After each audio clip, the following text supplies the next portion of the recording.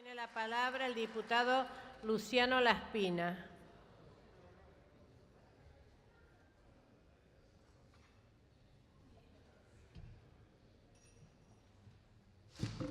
Bueno, perdón. Muchas gracias, señora Presidente. Bueno, voy a ahorrarme las críticas que ya se han hecho a esta ley de presupuesto, que como todos sabemos tiene que ver con una metodología que se repite año a año, que tiene que ver con la subestimación de ingresos y gastos. Eso explica que en el presupuesto 2015, votado el año pasado, se hayan subestimado gastos por aproximadamente el 25%, que fueron autorizados y ejecutados por el Poder Ejecutivo sin la autorización del Parlamento argentino. Es cierto que el envío del presupuesto debe hacerse tal cual lo prescribe la Ley de Administración Financiera, en los tiempos correspondientes.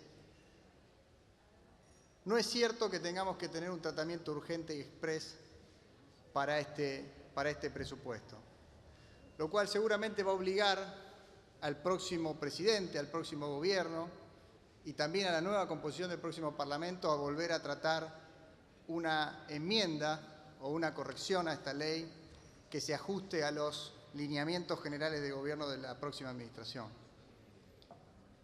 También sabemos que los supuestos macroeconómicos del presupuesto son inverosímiles y, a la luz de algunas cifras que así se plantean, inconsistentes.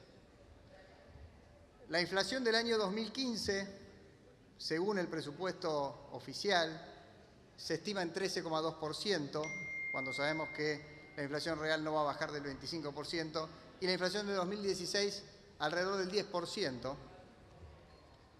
Sin embargo, los recursos este año vienen creciendo a una velocidad superior y cercana al 40%, lo cual explica que la inflación oficial es ciertamente inverosímil e irreal, tal cual está planteada en el presupuesto. Pero me quiero detener más allá de estas críticas que son habituales, a las cuales estamos acostumbrados, en cuál es el punto de partida que nos deja para la próxima administración, que en rigor de verdad es la única realidad. La única realidad, porque el presupuesto, como sabemos, es una serie de presunciones y de visiones respecto a lo que viene. El punto de partida y de lo que tendremos que hacer cargo en este gobierno también está subestimado en su gravedad en la ley de presupuesto. El presupuesto 2015 blanqueó, según el propio Poder Ejecutivo Nacional, un déficit de 138.000 millones de pesos. Es equivalente a más de 3 puntos del Producto Bruto. Pero este déficit fiscal, si uno excluye las transferencias de utilidades del Banco Central, que no son otra cosa, señora Presidenta, que una utilidad contable que se traduce en un cheque que el Banco Central emite al Tesoro y que luego termina siendo canjeado por billetes de alguna forma en la imprenta de la Casa de la Moneda, es decir, emisión espuria de dinero. Si uno quita esos 100.000 millones de pesos que prevé el presupuesto de transferencia de utilidades del Banco Central, el déficit real previsto en el presupuesto, es decir, la verdadera necesidad de financiamiento del déficit fiscal es de 245.000 millones de pesos. Es un 4,6% del PBI. Claro, ese número, que ya de por sí es un número importante, porque a ese 4,6% de déficit fiscal hay que agregarle el financiamiento que se requiere para pagar las amortizaciones de deuda, tiene un supuesto muy generoso en materia de gastos, que es que presume que este año el gasto público primario crecerá al 28%, cuando en lo que lleva del año el gasto viene creciendo al 39%. Quiere decir que salvo que esperemos un súbito freno de la expansión del gasto público, un congelamiento de los egresos de aquí a fin de año, el gasto público seguramente terminará creciendo en línea con lo que lo ha hecho a lo largo de este año. Es decir, más cerca del 40% que del 28% que prevé el presupuesto.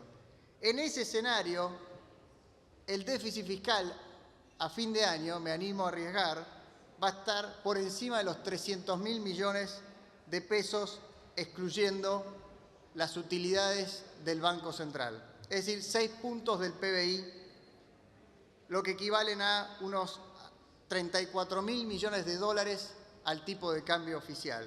Es decir, un monto que supera ampliamente el stock actual de las reservas del Banco Central. A eso, por supuesto, habrá que sumar las necesidades de financiamiento. Este es el punto de partida. Esta es la realidad fiscal de la Argentina. Esta es la herencia que tendremos que hacernos cargos el próximo año todos los argentinos. Y estos 6 puntos de déficit fiscal, que no se recuerda un nivel de déficit similar desde la década del 80, donde Argentina tenía grandes problemas de inflación, cuando también como ahora se utilizaba el Banco Central como la quinta rueda del carro para financiar el Tesoro, me lleva a otra reflexión sobre un tema que mucho se ha hablado aquí, que es el mito del desendeudamiento. Desendeudarse no es cambiar de acreedor. Desendeudarse no es pagarle a los acreedores externos y endeudarnos con los jubilados o con el Banco Central. Alguien debe financiar 6 puntos de déficit fiscal. No existe no se puede violar la ley de gravedad. 6 puntos de déficit fiscal deben ser financiados de una u otra forma emitiendo deuda. Y eso es lo que ha pasado. Y eso es lo que explica en los últimos... Vaya concluyendo, por favor. En los últimos meses, la multiplicidad de bonos emitidos, con la gravedad de que Argentina emite al 9% en dólares cuando Latinoamérica, Perú emite al 4%, Bolivia al 6%, etc. Creo sí que este presupuesto plantea